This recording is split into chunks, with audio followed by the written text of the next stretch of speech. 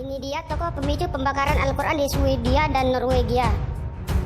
Swedia dan Norwegia tengah memanas usai demo anti-muslim digelar di sana. Akibat demo tersebut Al-Quran dibakar di Swedia dan Norwegia. Bukan cuma itu, kitab suci umat Islam itu dilecehkan mulai dari dirobek-robek, diludahi hingga dibakar.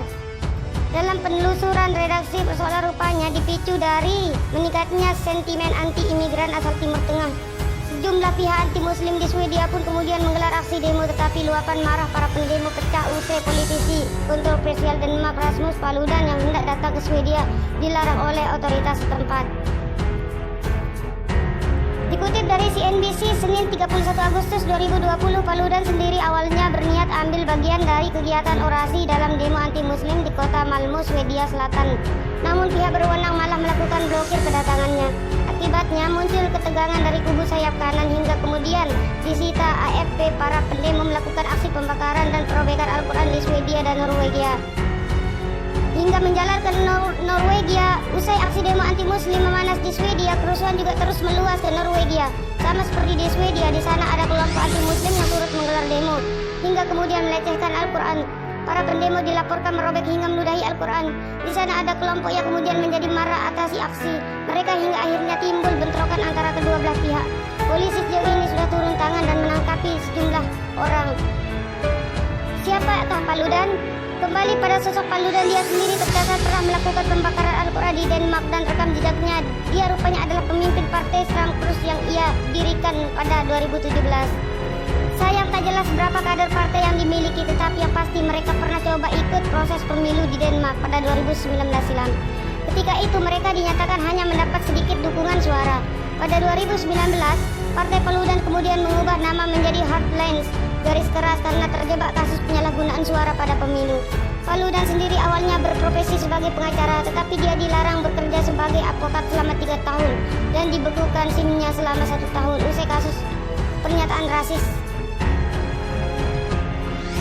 Rasmus Paludan sendiri adalah mantan pengacara dan politikus yang dikenal anti-imigrasi, anti-muslim, dan sikapnya sangat rasis. Pada April 2019, dia dihukum karena membuat pernyataan publik bermuatan rasis. Akibatnya ia dijerat sejumlah dakwaan. Pada Juni 2020, dia menjalani hukuman percobaan 3 bulan dalam kasus yang melibatkan 14 dakwaan berbeda, di mana dia dinyatakan bersalah atas semuanya. Menurut laporan berita lokal Denmark, di antara berbagai tuduhan, Paludan sekali lagi dinyatakan bersalah karena membuat pernyataan rasis dan termasuk satu insiden di mana dia menewaskan seorang pria dengan menggunakan kendaraan. Pengadilan melarang dia bekerja sebagai pengacara selama 3 tahun dan dia juga dilarang menggunakan SIM selama 10 tahun. Paludan pernah melemparkan sebuah buku di lapangan umum di Copenhagen, mengklaim bahwa itu adalah Al-Quran dan membiarkannya jatuh ke tanah. Pada kesempatan lain, Reuters melaporkan bahwa Paludan telah membungkus salinan Al-Quran dengan bacaan atau secara terbuka membakar kitab suci tersebut, mengklaim bahwa dia menggunakan haknya untuk kebebasan berbicara. Menurut laporan terbaru The Guardian dari tahun 2019, video pembakar Paludan telah mendapatkan banyak pengikut remaja, sebuah platform yang memungkinkannya untuk membangun basis pengikutnya dengan relatif cepat, mengubahnya dari seseorang pengacara yang tidak dikenal menjadi seorang ekstremis yang berkompetisi dalam pemilihan umum Denmark. Selama beberapa dekade, Swedia dan Denmark menonjol sebagai salah satu dari sedikit negara yang secara politik stabil di kawasan ini.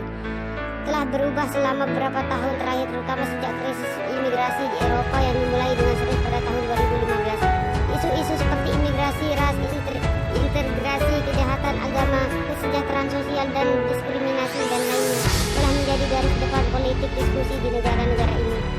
Pada rapat politik tahun 2017, Presiden AS Donald Trump berkata, "Anda lihat apa yang terjadi tadi malam di Swedia? Swedia siapa yang percaya ini? Swedia mereka mengambil dalam jumlah besar, mereka mengalami masalah yang tidak pernah mereka duga." Trump mengacau kepada kerusuhan yang meletus di pinggiran imigran Stockholm yang terjadi setelah polisi berusaha menangkap tersangka atas tuduhan narkoba di masa lalu.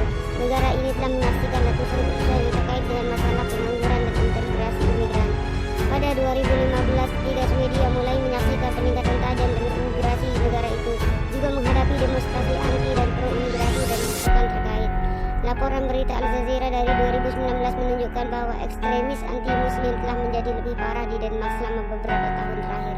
Dan partai-partai sayap kanan seperti Paludan garis keras dan retorika mereka telah berkontribusi pada hal ini. Partai politik sayap kanan Denmark itu relatif baru didirikan pada 2017. Rasmus Paludan dan dikenal dengan sikap anti-Islamnya secara terbuka. Takbir menggema di negara Swedia hingga hujan batu terjadi pada hari Jumat 28 Agustus 2020 malam. Peristiwa itu terjadi dipicu aksi kerusuhan SARA usai kitab suci Al-Quran dibakar. Anggota partai politik kanan anti-Islam, mereka tergolong dalam kelompok Extreme Kurs garis keras. Partai politik sayap kanan Denmark yang didirikan pengacara dan aktivis anti-Islam Rasmus Paludan pada tahun 2017. Video-video mencekam banyak dibagikan di media sosial Twitter. Seorang pria nampak melempari mobil petugas dan warga lain turun ke jalan. Tidak hanya bentrokan saja yang dilaporkan terjadi kebakaran di garasi parkir bawah tanah sekitar 1 km dari area utama kerusuhan. Diberitakan di Pikiran Rakyat Tasikmalaya.com sebelumnya pemimpin partai Denmark Extreme Kurs Rasmus Paludan memang mengumumkan bakal membakar Al-Quran. Hal itu diungkapnya lewat unggahan di media sosial Facebook dengan terang-terangan akan membakar kitab suci umat Islam itu pada 28 Agustus. Umat muslim di Malmö, tempat berlangsungnya pembakaran Al-Quran, mengaku tak nyaman meminta polisi Swedia untuk segera bertindak.